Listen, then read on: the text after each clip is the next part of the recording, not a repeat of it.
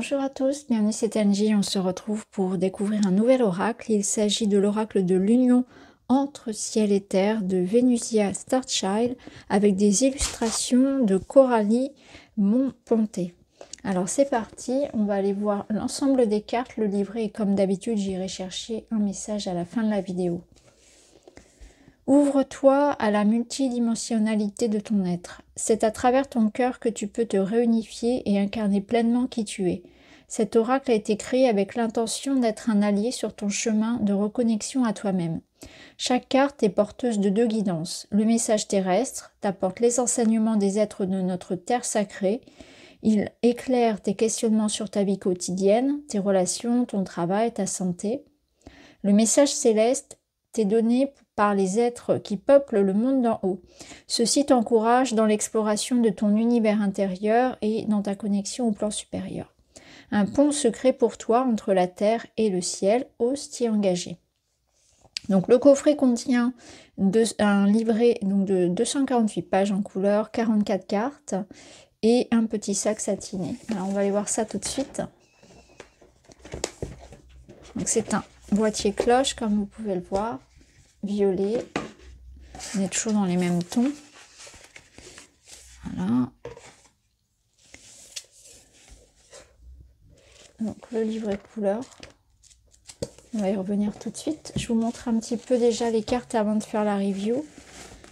Donc le petit pochon satiné, très joli. Donc les cartes sont brillantes. Bon, je pense qu'on peut le voir. Les tranches sont dorées. C'est un format carte oracle, donc plutôt grande. Voilà le dos. Alors au niveau des cartes, donc on a l'illustration, on a une petite bande en bas avec le nom. Voilà. Le numéro et le nom. Je les pose pour le moment, on ira les regarder de plus près tout à l'heure. On va aller s'intéresser au livret, à ce qu'il nous propose. Alors, petite introduction où l'auteur présente son oracle, la création, ce qui l'a inspiré. Vous avez un rituel d'activation pour vous connecter à votre jeu. Ensuite, nous avons donc des méthodes de tirage. Donc, il y en a deux. Oui, il y en a deux. Donc, il y a le tirage en une carte. Donc, c'est le tirage en une carte et un tirage simple qui va te permettre de recevoir une guidance pour ta journée, ta semaine ou ton mois. Donc, le message où on peut poser la question: qu'ai-je besoin de voir aujourd'hui? Quelle est ma guidance pour la semaine? Ou bien, qu'est-ce qui est présent pour moi ici et maintenant? Ça peut accompagner également un tirage de tarot, par exemple. Ensuite, vous avez donc le tirage dit signature en 4 cartes avec le ciel et la terre. Un alignement, voilà, qui est un petit peu plus complet. Donc on a voilà, ces deux tirages. Ensuite, donc on passe aux explications des cartes. Donc pour chacune des cartes, on va retrouver une miniature en couleur, son numéro, son nom, le message terrestre, avec un message de la carte donc à la première personne. Et vous avez après le message céleste. Donc, qui parle non seulement... qui s'adresse à nous, pardon, après. Donc, il y a l'idée ici de s'adresser à nous à la première personne du singulier. Donc, je suis l'arbre, prends un moment pour toi, etc. Et ensuite, on a le message qui s'adresse à nous avec le tu. Voilà, et on va retrouver la même chose à chaque fois. De toute façon, à la fin de la review, je vous ferai un tirage de cartes. On ira chercher un message et je vous lirai le message complet. Donc on a la même chose pour donc, les 44 cartes. Le petit mot de la fin à propos de l'autrice et de l'illustratrice. Voilà. Alors, ce qu'on va faire tout de suite, c'est qu'on va regarder les cartes une par une. Et ensuite, on ira se chercher un petit message du jour.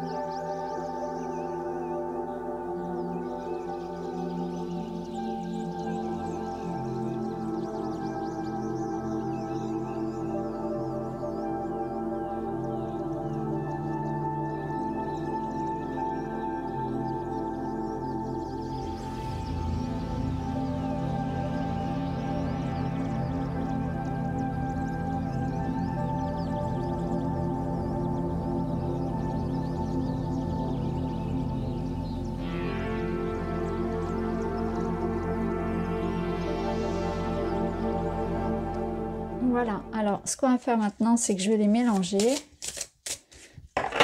Donc elles se mélangent plutôt bien. Voilà, se mélangent bien. Et on va aller chercher un message pour notre journée. Et nous allons prendre celle-ci. Et nous avons la confiance, 23. Je vais tout de suite prendre le livret et vous lire son message.